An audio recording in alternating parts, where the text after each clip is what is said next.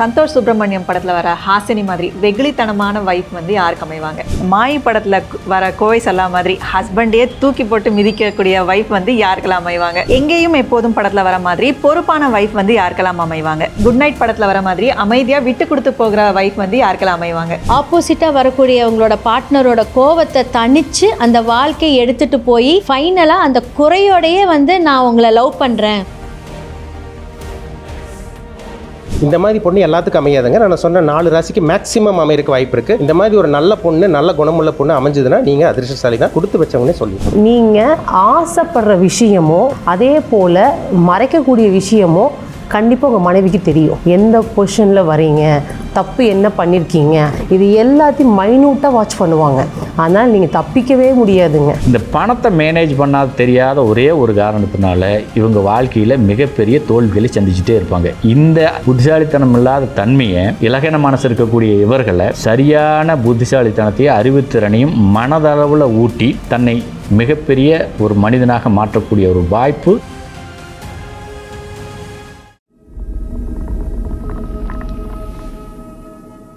Astro Tamil அன்பு நேயர்களுக்கு வணக்கம். பொதுவாக ஆண்களுக்கு திருமணம் அப்படின்னாவே தனக்கு வரக்கூடிய மனைவி வந்து எப்படிப்பட்ட மனைவியாக அமைவாங்க அப்படின்னு சொல்லி ஒரு கியூரியாசிட்டியோட இருப்பாங்க இல்லையா? ஸோ இன்னைக்கான ஷோவே அதை பற்றி தான். ஸோ என்கிட்ட சில கார்ட்ஸ் இருக்குது. அதில் சினிமாவில் வரக்கூடிய ஃபேமஸான ஃபீமேல் கேரக்டர்ஸோட பிக்சர்ஸ் வந்து வச்சுருக்கேன். ஸோ இதில் இருக்கிற கேரக்டர்ஸ் மாதிரி எந்தெந்த ராசிக்காரங்களுக்கு அமைவாங்க அப்படின்னு சொல்லி தான் பார்க்க போகிறோம். ஸோ இந்த ஷோக்குள்ளே போகிறதுக்கு முன்னாடி இந்த நிகழ்ச்சியில் பங்கேற்க வந்திருக்கும் சிறப்பு ஜோதிடர்களை முதல்ல வரவேற்றலாம். முதலாவதாக ஆஸ்ட்ரோ மாஸ்டர் தமிழரசன் அவர்கள், டிஎன் அண்ட் பிரசன்ன ஜோதிடர் சுப்ரஜா சுரேஷ் அவர்கள், அனுபவ ஜோதிடர் திருவருள் மீனாட்சி வெங்கடேசன் அவர்கள், ராஜ ஜோதிடர் ஸ்ரீவர்ஷன் அவர்கள். தமிழரசன் சார், சந்தோஷ் சுப்ரமணியம் படத்தில் வர ஹாசினி மாதிரி வெகுளித்தனமான வைஃப் வந்து யாருக்கு அமைவாங்க? ஃபஸ்ட்டு வந்து பார்த்திங்கன்னா மேஷராசிங்க. என்ன காரணம்னா மேஷத்துக்கு வந்து 7ஆம் அதிபதி சுக்கிரன் வந்துடுவார். சரிங்களா? அதாவது குழந்தைத்தனம் வந்துட்டாலே அந்த சுபகிரகத்தோடு சம்மந்தப்பட்டுடணும். அதாவது புதன், குழந்தைத்தனம்னா புதனும் வரும், உங்களுக்கு சுக்கிரன் வரும். மெயினாக புதன் தான். சரிங்களா? ஏன்னா பூமியை விட சின்ன கிரகம், நவகிரகங்களில் 9 கிரகங்களில் இருக்கிறதுல சின்ன கிரகம் புதன் தான். இப்போ அந்த புதனோட ஆதிக்கத்தில் பிறந்தவங்க பாருங்கள், 50 வயசு 60 வயசு ஆனால் கூட அவங்களுக்கு அந்த சைல்டிஷ் கேரக்டர் இருக்கும். சைல்டிஷ் அந்த குறும்புத்தனம், அந்த துருதுருன்னு இருப்பாங்க. அது எந்த ராசி கம்மின்னா மேஷராசி கம்மின்னா சொல்லிடலாம். என்ன காரணம்னா 7ஆம் அதிபதி சுக்கிரன் வருவாருங்க. சுக்கிரன் ஒரு ஜாலி தாங்க, கலகலகலன்னு அப்படியே ஜாலியாக இருப்பாங்க. ஜெனிலியா வந்து பார்த்திங்கன்னா ஹாசினிங்கர் கேரக்டர் பண்ணியிருப்பாங்க. ஜெயம் ரவிக்கு இவங்களுக்கு வந்து பார்த்திங்கன்னா நல்ல ஒரு பாண்டிங் இருக்கும். அதாவது இந்த மாதிரி பொண்ணு எல்லாத்துக்கும் பிடிக்காது, ஒரு சில பேருக்கு கண்டிப்பாக பிடிக்கும். அதில் வந்து ஜெயம் ரவிக்கு வந்து ஈர்ப்பு ரொம்ப அட்ராக்ஷன் ஆயிடுவார். சரிங்களா? இந்த மாதிரி பொண்ணு யாருக்கு வரேன்னா ஒரு சில குறிப்பிட்ட ராசி இருக்குது. அதில் முதல் வந்து மேஷம் சொல்லிடலாம். சரிங்களா? அடுத்து வந்து பார்த்திங்கன்னா விருச்சகத்துக்கு அதே மாதிரி தான் 7ஆம் அதிபதி ராசி அல்லது லக்னத்துக்கு 7ஆம் அதிபதி வந்து பார்த்திங்கன்னா சுக்கிரனோட வீடு வரும், ரிஷபம் வரும். ரிஷபமே பொறுமையாக இருப்பாங்க, கலகலன்னு இருப்பாங்க, நல்லா நீட்டாக ட்ரெஸ் பண்ணுவாங்க, குறும்புத்தனம் கொஞ்சம் அதிகமாக இருக்கும், நல்ல ஒரு அட்ராக்ஷன் உங்களுக்கு அதிகமாக இருக்கும். அப்போ வந்து விருச்சிக ராசிக்காரங்களுக்கு ரிஷபத்தை பார்த்தாலே ஒரு ஈர்ப்பு வந்துடும், ஒரு அட்ராக்ஷன் வந்துடும். இவங்களும் அதே மாதிரி தான். ஜெனிலியா மாதிரி ஒரு பொண்ணு, குறும்புத்தனமான ஒரு சைல்டிஷ் கேரக்டர், ஒரு கலகலகலன்னு இருக்கக்கூடிய, அடுத்தவங்களுக்கு சிரிக்க வைக்கக்கூடிய பொண்ணு இந்த ராசிக்காரங்களுக்கும் நிச்சயமாக அமையும். அடுத்து வந்து மீனம். இது பக்காவாக சொல்லாங்க, இது மீன ராசினா. ஏன்னா இந்த ராசிக்கு வந்து 7ஆம் ராசி வந்து புதனோட ராசி, டைரெக்டாக புதனோட ராசியே வந்துடும். என்ன ராசி வரும்? கன்னி ராசி வந்துடும். சரிங்களா? கன்னிங்கிறதே ஒரு இளமைக்குண்டான கிரகம், புதனே ஒரு இளமைக்குண்டான பிளானட் தான். அங்கே புதன் வேறு ஆட்சி உச்சபலம் அடைகிறார். சரிங்களா? அப்போ மேக்சிமம் மீனராசிக்காரங்களுக்கு இந்த மாதிரி ஜெனிலியா மாதிரி ஒரு கேரக்டர், நல்ல குறும்புத்தனமான, நல்ல துருன்னு. சரிங்களா? ஏதாவது சிரிச்சுக்கிட்டே இருப்பா. அப்படி அதாவது சந்தானம் வந்து ஜெனிலியா அவங்க வந்து ஃபேமிலி கிண்டல் பண்ணிடுவாங்க. அதுக்கு வந்து பார்த்திங்கன்னா என் ஃபேமிலி பற்றிலாம் நீ பேசக்கூடாதுன்னு ஜெனிலியா சொல்லுவாங்க. ஓ அப்படியா, உன் அப்பா ஒரு குவார்டரு, அதுக்கு நீ ஒரு டாக்டர் அப்படிங்க. இந்த மாதிரி விஷயங்கள்லாம் இது அந்த பொண்ணு வந்து ஈஸியாக எடுத்துகிட்டு ஜாலியாக போகும். இந்த மாதிரி விஷயங்கள்லாம் இந்த ராசிக்காரங்களுக்கு அமையணும்னு பக்காவாக சொல்லலாம். சரிங்களா? அடுத்து வந்து தனுசு ராசி. தனுசு ராசிக்காரங்களுக்கும் அதே மாதிரி தாங்க. தனுசு ராசிக்காரங்களும் நல்லவங்களாக இருப்பாங்க. 7ஆம் அதிபதி வந்து புதனோட வீடாக வரனால, மிதுனமாக வரனால அதே மாதிரி தான் நல்ல ஒரு இளமையான தோற்றம் கொண்டவங்களா, நல்ல இது ஒரு இப்படி துருன்னு நான் முன்னாடி சொன்ன பார்த்தீங்களா, ஜெனிலியா மாதிரி கேரக்டர் அப்படி கிட்டத்தட்ட அந்த மாதிரி வரக்கூடிய வாய்ப்புகள் அதிகமாக இருக்கும். அவங்க படித்தவங்களாக இருக்கட்டும், படிக்காதவங்களாக இருக்கட்டும், எப்படி வேணால் இருந்துட்டு, நாலேஜ் இருக்கட்டும், இல்லாமல் இருக்கட்டும். ஆனால் அந்த துருதுருன்னு இருக்கக்கூடிய பொண்ணு, ஒரு குழந்தை பக்குவம் கொண்ட பொண்ணு வரக்கூடிய அந்த அமைப்பு இந்த தனுசு ராசினியர்களுக்கும் மேக்ஸிமம் இருக்கும். சரிங்களா? நான் அந்த சொன்ன 4 ராசிக்கும் இந்த மாதிரி ஜெனிலியா மாதிரி ஒரு கேரக்டர், துருதுருன்னு குறும்புத்தனமான, ஒரு பிடிவாதம் இல்லாமல் ஒரு ஏதாவது ஃப்ளெக்சிபிளாக போகக்கூடிய பொண்ணு இந்த 4 ராசிக்கு அமையக்கூடிய வாய்ப்புகள் அதிகமாகவே இருக்குது. சரிங்களா? இந்த மாதிரி பொண்ணு எல்லாத்துக்கும் அமையாதுங்க. நான் சொன்ன 4 ராசிக்கு மேக்ஸிமம் அமையறதுக்கு வாய்ப்பு இருக்குது. இந்த மாதிரி ஒரு நல்ல பொண்ணு, நல்ல குணமுள்ள பொண்ணு அமைஞ்சதுன்னா நீங்கள் அதிர்ஷ்டசாலி தான். கொடுத்து வச்சவங்கன்னே சொல்லிடலாம். சுப்ரஜா மேடம், குட் நைட் படத்தில் வர மாதிரி அமைதியாக விட்டு கொடுத்து போகிற வைஃப் வந்து யாருக்கெல்லாம் அமைவாங்க? ரொம்ப ஒரு சூப்பரான ஒரு படம். ஆக்சுவலாக அந்த படம் வந்து நிறைய பேருக்கு ஒரு லெசனாக அமைஞ்சிருக்கும். ஓகே, இந்த மாதிரி ஒரு கணவனுக்கு வந்து பார்த்தீங்க அப்படின்னா மனைவி அமைந்து அது விட்டு கொடுத்து, அதுவும் அமைதியாக இருந்து, எவ்வளோ பெரிய பிரச்சனையாக இருந்தாலும், எவ்வளோ பெரிய சூழ்நிலையாக இருந்தாலும் அது எடுத்துக்கொண்டு அந்த வாழ்க்கையை நடத்தக்கூடிய அந்த மனைவி கிடைக்கிறது வந்து ஒரு வரம் அப்படின்னு சொல்லலாம். இந்த படம் அதை தான் சுட்டி காமிக்கும். இந்த மாதிரியான மனைவி கூடிய ராசிகள் அப்படின்னு பார்த்தீங்கன்னா முதல்ல வர்றது வந்து மீனம் தான். ஸோ மீன ராசிக்காரர்கள் இருக்கக்கூடிய பையன் வந்து பார்த்தீங்க அப்படின்னா ரொம்ப ஜாதகக்காரர்களுக்கு வந்து அமையக்கூடிய மனைவி வந்து பார்த்தீங்க அப்படின்னா அந்த கன்னியை குறிக்கும். ஸோ ரொம்ப அமைதியாக இருப்பாங்க, ரொம்ப டெக்னிக்கலாக ஹேண்டில் பண்ணுவாங்க. இதில் மெயினாக வந்து பார்த்தீங்க அப்படின்னா அந்த கணவருக்கு வந்து குறைகள் நிறையா இருக்கும். எவ்வளோ குறையாக இருந்தாலும் அந்த குடும்பத்துக்காகவும் சரி, சொசைட்டிக்காகவும் சரி, அவங்க அமைதியாக இருந்து போராடி, அமைதியாக இருந்து அதை ஒரு லவ் கன்சர்ன்டாக காமிச்சு அதை மாற்றுவாங்க. அவருக்கே அந்த இன்ஃபியாரிட்டி காம்ப்ளெக்ஸ் இருந்தாலுமே அதையும் வந்து எடுத்துகிட்டு போவாங்க.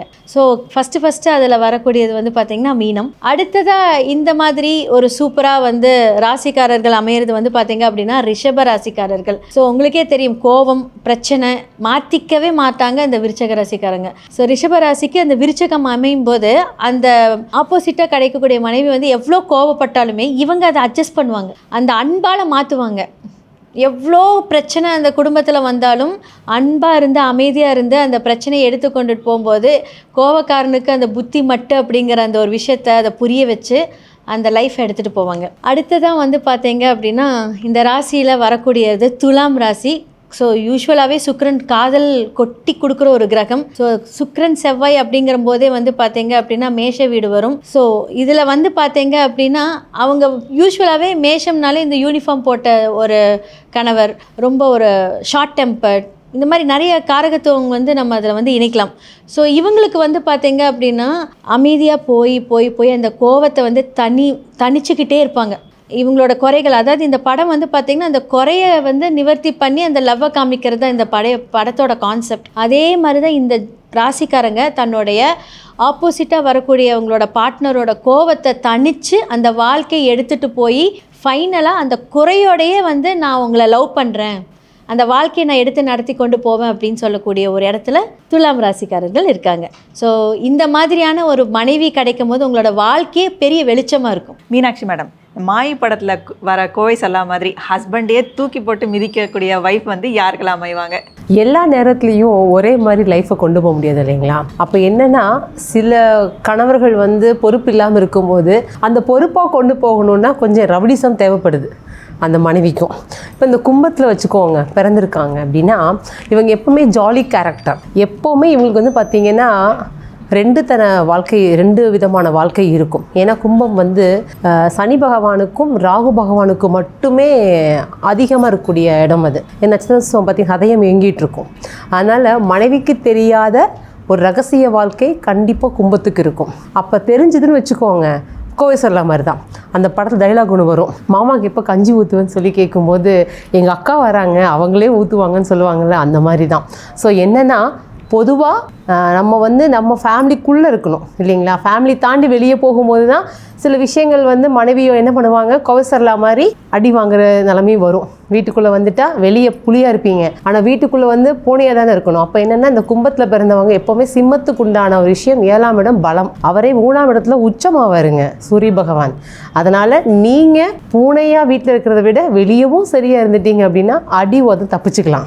அடுத்து பார்த்திங்கன்னா துலாம். இந்த துலாத்துக்கு பார்த்திங்கன்னா மேஷ வீடு தான் வரும் சரிங்களா? அதுவும் செவ்வாயுடைய பலம் தான். செவ்வாய்னாவே ஆதிக்கம், ஆணவம். அடுத்த விஷயம் பார்த்திங்கன்னு வச்சுக்கோங்க, தப்புனா தான் அவங்க அதிகாரத்தை காட்டுவாங்க. அதாவது ஒரு வேலை நடக்குன்னு வச்சுக்கோங்க, செவ்வாய் ஆதிக்கம் இருக்குன்னா அவங்க அங்கே வராங்கன்னு வச்சுக்கோங்க, வராங்கன்னு தெரிஞ்சாவே அந்த என்ன பண்ணுவாங்க, அந்த ஆட்கள் வந்து பார்த்திங்கன்னா கரெக்டாக வேலை செய்வாங்க. ஏன்னா ஒரு பயம், அங்கே வராங்கன்னு தெரிஞ்சாவே நடக்கும் வேலை. அப்போ என்னங்க, துளராசிக்காரங்க என்ன தான் ஜாலியாக நீங்கள் சுற்றினாலும் கூட மனைவிங்கும் போது ஒரு பயம் வந்துடும். வீட்டுக்கு போகும்போதே வேலையை முடிச்சுட்டு ஐயோ வீட்டுக்கு போகணுமா அப்படின்னு நினைக்கிற சில துலாமும் ஒருத்தராக இருப்பீங்க. அப்போ என்ன, மனைவி வேலை உங்களுக்கு கண்டிப்பாக ஒரு பயம் இருக்கும். இன்னொரு விஷயம் கேட்டிங்கன்னா, துலாத்தை பொறுத்தளவுக்கு அந்த விஷயத்தை மாற்றிக்கோங்க வச்சுக்கோங்களேன். என்னென்னா, நீங்கள் செய்கிற தப்பை நியாயப்படுத்துவீங்க, அடுத்தவங்க செய்கிற தப்பை குத்தி காட்டுவீங்க. ஏன்னா 2ஆம் இடத்துல செவ்வாய் பகவான் ஆட்சி வீடு, அதனால் கொஞ்சம் பொய் பேசி, உங்களுக்கு பொய் பேச வராது, ஆனால் பொய் பேசினா மாட்டிக்குவீங்க. இன்னொரு விஷயம் கேட்டிங்கன்னா 11 தான் உங்களுடைய நிறைந்த ஆசைகள். அப்போ என்னது, உங்களுக்கு சூரிய பகவான் வீடு ஆசைகளாக வரும், ஆனால் அவரே நீசமாயிருவார். தப்பு செஞ்சால் மனைவி கிட்ட கண்டிப்பாக நீங்கள் மாட்டிக்குவீங்க, உங்களால் மறைக்க முடியாது, தூக்கத்தில் கூட உளறிடுவீங்க. அப்போ என்ன பண்ணணும், எப்போவுமே அலர்ட்டாக இருக்கணும் நீங்கள். அடுத்து பார்த்தீங்கன்னா மேஷம். இந்த மேச ராசிக்கு எடுத்திங்க அப்படின்னா துலாம் வீடு தான் வரும். இந்த மேஷத்துக்கு பார்த்தீங்கன்னா 7ஆம் இடம் துணைவினா உங்கள் மேலே எப்போவுமே ஒரு காதல் அப்படிங்கிற ரொம்ப ஆசையாக இதாக இருப்பாங்க. ஆனால் நீங்கள் தப்பு செஞ்சீங்கன்னா ஏற்றுக்கவே மாட்டாங்க. சரிங்களா? அப்போ என்ன பண்ணணும், நீங்கள் தவறு செய்யாமல் இருக்கணும். ஆனால் உங்களுக்கு 11ஆம் வீடு பார்த்தீங்கன்னு வச்சுக்கோங்க, காலப்புருஷனுக்கே வச்சுக்கோங்க, அது 11ஆம் வீடு. அது வந்து பார்த்திங்கன்னா பாதக ராசின்னு சொல்லுவாங்க. அந்த அதிபதி சனி பகவான் நீச்சம் அடைகிறதுனால உங்களுக்கு வந்து இந்த வாழ்க்கையை நம்ம தான் வாழணும், மறுபடியுமா பிறந்து வாழ்கிறோம்னு சொல்லி தவறுகள் செய்வீங்க. அதனால தான் என்ன பண்ணணும், சில நேரங்களில் உங்களை வந்து சரிப்படுத்திக்கணும் இல்லைங்களா? அப்போ உங்களுக்கு துலாம் போது அதிகமான அன்பும் அதிகமான கோபம் தரக்கூடிய மனைவி தான் கண்டிப்பாக அமைவாங்க. அப்போ நீங்கள் தவறு செய்கிறீங்க அப்படின்னா கண்டிப்பாக அடி வாங்குவீங்க. தவறு செய்யாமல் இருந்துட்டீங்கன்னா கண்டிப்பாக உங்களை காதல்லையும் உங்களை காப்பாற்றுவாங்க. அதனால் தவறு செஞ்சீங்கன்னா கோவைச்சரில் மாதிரியே நம்ம அடி வாங்குகிற ராசியும் இது ஒன்று தான். அடுத்து பார்த்தீங்கன்னா கடகம். கடகத்துக்கு பார்த்தீங்கன்னா மகரம். இங்கே செவ்வாய் பகவான் உச்சமாவாருங்க உங்களுக்கு 7ஆம் இடத்துல. எதுன்னு பார்த்தீங்கன்னு வச்சுக்கோங்க, சனி பகவானுடைய ஆட்சி வீடும் கூட. நீங்கள் ஆசைப்படுற விஷயமோ அதே போல் மறைக்கக்கூடிய விஷயமோ கண்டிப்பாக உங்கள் மனைவிக்கு தெரியும். வீட்டுக்குள்ளே வரும்போதே வாயை ஊதுங்க, டெம்பரேச்சர் பார்க்கலான்னு காட்டுவாங்க தெரியுங்க. நீங்கள் உள்ளே வந்து செப்பல் விடுற விதமே உங்கள் கெஸ் பண்ணிடுவாங்க. எந்த பொசிஷனில் வரீங்க, தப்பு என்ன பண்ணியிருக்கீங்க, அந்த வண்டி வர சவுண்டு, செப்பலை விடுற சவுண்டு, ட்ரெஸ்ஸை கழட்டுறது, இது எல்லாத்தையும் மைனூட்டாக வாட்ச் பண்ணுவாங்க. ஆனால் நீங்கள் தப்பிக்கவே முடியாதுங்க. நீங்கள் என்ன சாமர்த்தியமாக இருந்தாலும் இவங்ககிட்ட கண்டிப்பாக மாட்டிக்குவீங்க. முடிஞ்ச அளவுக்கு அடி வாங்காமல் தப்பிச்சுக்கோங்க. வாழ்த்துகள். ஸ்ரீவர்ஷன் சார், இந்த செக்மெண்ட்டோட கடைசி கேள்வி, எங்கேயும் எப்போதும் படத்தில் வர மாதிரி பொறுப்பான வைஃப் வந்து யாருக்கெல்லாம் அமைவாங்க? நிச்சயமாம்மா, நீங்கள் சொல்லியிருக்கக்கூடிய இந்த கேரக்டர் அப்படிங்கிறது யாருக்கு சரியாக பொருந்தி போகும் அப்படின்னு பார்த்தோம்னா, இந்த ஸ்திர ராசியாகப்பட்ட விருச்சிக ராசியை சார்ந்த அன்பர்களுக்கு இந்த ஒரு அமைப்பு கரெக்டாக பொருந்தி போகும். காரணம் என்ன கேட்டிங்கன்னா, இவங்களுடைய சமசப்த ராசியாக இருக்கக்கூடிய ரிஷபம் ஒரு வெகுளித்தனமான, பொறுமையான, அமைதியான, பசுமாடு மாதிரியான ஒரு குணத்தை கொண்டிருக்கக்கூடிய ஒரு ராசி. யார் ஏமாத்துறாங்க, யார் என்ன பண்ணுறாங்க அப்படிங்கிறதெல்லாம் தெரியாது. இவங்களுக்கு தெரிஞ்சதெல்லாம் தன் கடமையை செய்கிறது. அதில் வர்ற நல்ல பலனை கெட்ட பலனை எல்லாம் இவங்க சுகரிக்க முடியாது. ஆனால் இந்த விவரங்கிறது இவங்களுக்கு கொஞ்சம் குறைவு. அப்படி இருக்கக்கூடிய சூழ்நிலையில் இந்த விருச்சிக ராசியை சேர்ந்தவர்களுக்கு இந்த ரிஷபம் நல்ல சிறப்பான வெற்றிகளை தர ஆரம்பிக்கும். அந்த ஒரு விவரமான ஒரு லைஃப்பை கொடுக்கறது இவங்களுக்கு இது ஒரு அற்புதமான நிலையை தரும். ரிஷப சார்ந்த அமைப்பை சார்ந்தவர்களுக்கு இந்த விருச்சிக ராசியை சேர்ந்தவர்கள் திருமணம் செய்து கொள்ளும் பொழுது அந்த விவரம், விழிப்புணர்வு இது எல்லாத்தையும் ஏற்படுத்தி அந்த வழியில் தன்னுடைய வாழ்க்கை துணையை சிறப்பாக சமுதாயத்தில் ஒரு மிக மதிப்புமிக்க மனிதனாக மாற்றக்கூடிய தன்மை இந்த ராசிக்கு உண்டு அப்படிங்கிறத நம்ம அழுத்தம் திருத்தமாக பதிவு செய்யலாம். அதே சமயம் இவர்களுக்குள்ளே வந்து பார்த்திங்கன்னா அந்த அன்பு சார்ந்த விஷயங்களை எல்லாமே வெளிப்படையாக சொல்ல தெரியாது. தயக்கமும் சில நேரங்களில் பயமும் இருந்து கொண்டே இருக்கும். இருந்தாலுமே கூட இவர்களை வாழ்க்கையில் தன்னை ஒரு மதிக்கத்தக்க ஒரு மனிதனாக மாற்றக்கூடிய வல்லமையை இந்த ராசி பெற்றிருக்கும் அப்படிங்கிறது தான் யதார்த்தமான உண்மை நிலை. அதற்கு முதல் இடத்துல இருப்பதே இந்த விருச்சிக ராசி தான். 2ஆம் இடத்துல இருக்கக்கூடிய ராசி, இந்த கேரக்டருக்கு சரியாக பொருந்தக்கூடிய இந்த ராசிங்கிறது வந்து பார்த்திங்கன்னா இந்த கும்ப ராசி. இந்த கும்பராசியை சார்ந்த ஆண்கள் வந்து பார்த்திங்கன்னா எப்போவுமே அந்த ஃப்ரீடம் மனப்பக்குவத்தோடு இருப்பாங்க. சுதந்திரம் தான் என்னுடைய பிறப்புரிமை அப்படிங்கிற மாதிரி தன்னை எல்லாமே பெரிய அறிவார்ந்த சார்ந்த மனிதர்களோடு ஒப்பிட்டு கொண்டு எதையுமே சரியாக செய்யாமல் ஒரு முரண்பட்ட தன்மையில் இருக்கக்கூடிய நபர்களாக இருப்பாங்க. இப்படிப்பட்ட இந்த கும்பராசியை சேர்ந்தவருக்கு வாழ்க்கை துணையாக தனது சமசப்த ராசியாக சிம்ம ராசி வரும்பொழுது, சிம்மம் காலபுருஷனுக்கு 5வது ராசி. இங்கே புத்திசாலித்தனம் மிளிரும். பூர்வ புண்ணியம், காலபுருஷனுக்கு பூர்வ புண்ணியஸ்தானம்னு சொல்லுவாங்க. ஸோ அந்த நுண்ணறிவு திறன் அப்படிங்கிறத இந்த சிம்ம ராசி அற்புதமாக வெளிப்படுத்தும். ஒரு வழி தெரியாத சூழ்நிலையில் விளையாட்டுத்தனமாக இருக்கக்கூடிய, அப்பாவியாக இருக்கக்கூடிய இந்த கும்ப ராசியை சார்ந்தவர்களுக்கு சிம்ம ராசியை வாழ்க்கை துணையாக பெறும் பொழுது ஒரு புத்திசாலித்தனமான ஒரு நடவடிக்கையின் மூலமாக வாழ்வை ரொம்ப சுபிட்சகரமாக கொண்டு செல்வதற்குண்டான அத்தனை வாய்ப்பை ஏற்படுத்தி தரும். இங்கே சிம்மம் அப்படிங்கிறது ஸ்திர நெருப்பு ராசி. ஸ்திர நெருப்புக்கு நல்ல உதாரணமாக நாம் இருளில் ஏற்றக்கூடிய ஒளி விளக்கை நம்ம வெளிப்படுத்தலாம். ஸோ அந்த ஒளி விளக்கானது எப்படி ஒரு இருளடைந்த ஒரு அமைப்பில் ஒரு வெளிச்சத்தை தந்து அங்கே என்ன இருக்குது அப்படிங்கிறத பார்க்குறதுக்கு அறிவு வெளியை தருகிறதோ அது மாதிரியான தன்மையில் இந்த சிம்மராசினர் கும்பராசியை சார்ந்தவர்களுக்கு நிச்சயமாக இருப்பாங்க அப்படிங்கிறத பதிவு செய்கிறோம். அடுத்த இடத்துல இந்த ரிஷபந்தான். ரிஷபராசியை சேர்ந்தவர்கள் இயற்கையாகவே கொஞ்சம் வெகுளித்தனமான தன்மை, கொஞ்சம் விட்டு கொடுத்து போகக்கூடிய தன்மை, தன்னுடைய உறவு சொந்த பந்தம்லாம் இருக்கிறாங்கன்னு வச்சுங்க அவங்களுக்காக வாரி வழங்கக்கூடிய தன்மை. ஏன்னா பணம் வந்து இவங்களுக்கு நிச்சயமாக வந்துக்கிட்டே இருக்கும். காலபுருஷனுக்கு 2வது ராசி அப்படிங்கிறதுனால பணத்துக்கு பிரச்சனையே இருக்காது.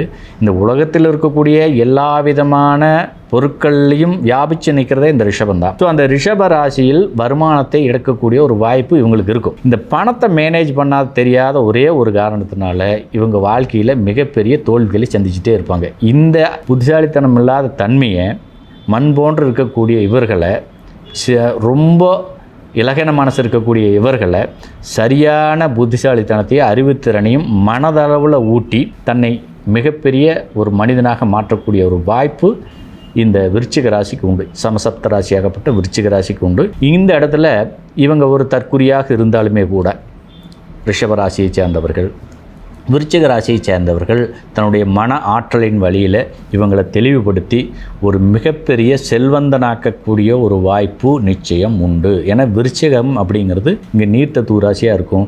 இவங்க அடிமனசில் பூந்து இவங்களை மிகப்பெரிய ஒரு மனிதராக மாற்றுவதற்குண்டான உந்துதலும் உத்வேகங்களையும் தைரியத்தையும் தன்னம்பிக்கையும் நிச்சயமாக கொடுப்பாங்க. இவங்க அடிமனசில் இருக்கக்கூடிய எல்லா லட்சியங்களையும் வெற்றி அடைவதற்கு இவர்கள் உறுதுணையாக இருப்பாங்க அப்படிங்கிறத மாற்றுக்கிறதுக்கு இடமில்லை. அடுத்த இடத்துல இந்த கேரக்டருக்கு சரியாக பொருத்தி கொள்ளக்கூடிய ஒரு அமைப்பாக இந்த சிம்மராசியை எடுத்துக்கலாம். இந்த சிம்மராசி அப்படிங்கிறது வந்து பார்த்திங்கன்னா பொதுவாகவே இந்த சிம்மராசியில் இருக்கக்கூடிய ஆண்கள்லாம் வந்து பார்த்திங்கன்னா ஒரு குறிப்பிட்ட வயசு வரைக்குமே விவரமே இல்லாத இருப்பாங்க. இவர்களை எல்லாருமே ஏதாவது வகையில் யூஸ் பண்ணிக்கிட்டே இருப்பாங்க. இவர்களுக்கு அது தெரியவே தெரியாது. சிறு வயசில் வந்து பார்த்திங்கன்னா நண்பர்கள்லாம் யூஸ் பண்ணிக்குவாங்க. ஒரு மிடிலான ஏஜில் சொந்த பந்தமெல்லாம் யூஸ் பண்ணிக்கும். அதற்கு மேலே வயசான காலத்தில் அவங்களுடைய மகன் மகள் கூட இவர்களை மிகப்பெரிய அளவில் யூஸ் பண்ணிக்குவாங்க. இவங்க பொருளாதாரத்தை சுவீகரிப்பாங்க. ஸோ அந்த இடத்துல இவங்களை ஒரு மனிதனாக மாற்றக்கூடிய தன்மை சமசப்த ராசியாகப்பட்ட கும்பத்திற்கு உண்டு. கும்பம் அறிவாற்றல் மிகுந்த ராசி, அதே சமயம் முற்போக்கு சிந்தனையை அதிக அளவில் வெளிப்படுத்தும். அப்படிங்கும்போது இவங்களுக்கு சரியான வழிகாட்டுதலையும் அதிர்ஷ்டத்தையும் வழங்கக்கூடிய ஒரு கும்பராசியை தனது வாழ்க்கை துணையாக பெறும் பொழுது இந்த கேரக்டருக்கு தகுந்த ஒரு அற்புதமான வாய்ப்புகளை பெற்று வாழ்வில் முன்னேற்றம் பெறுவார்.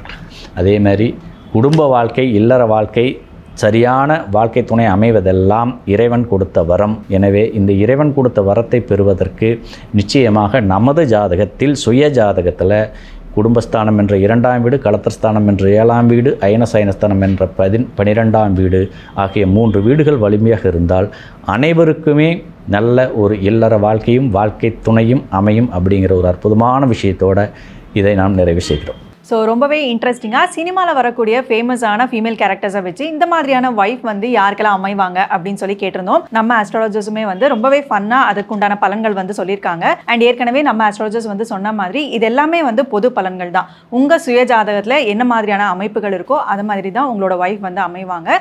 ஸோ ஓவராலாக இந்த எபிசோட் வந்து ரொம்பவே ஃபன்னாக இருந்தது. உங்களுக்கு எப்படி இருந்தது அப்படிங்கிறத கண்டிப்பாக கமெண்ட் பாக்ஸில் கமெண்ட் பண்ணுங்கள். ஸோ இதே மாதிரி தொடர்ந்து நிறைய இன்ட்ரெஸ்டிங்கான ஜோதிட பதிவுகள் வந்துக்கிட்டே இருக்குது. அது எல்லாமே பார்க்க நம்ம ஆஸ்ட்ரோ தமிழா சேனலை ஃபாலோ பண்ணிக்கோங்க.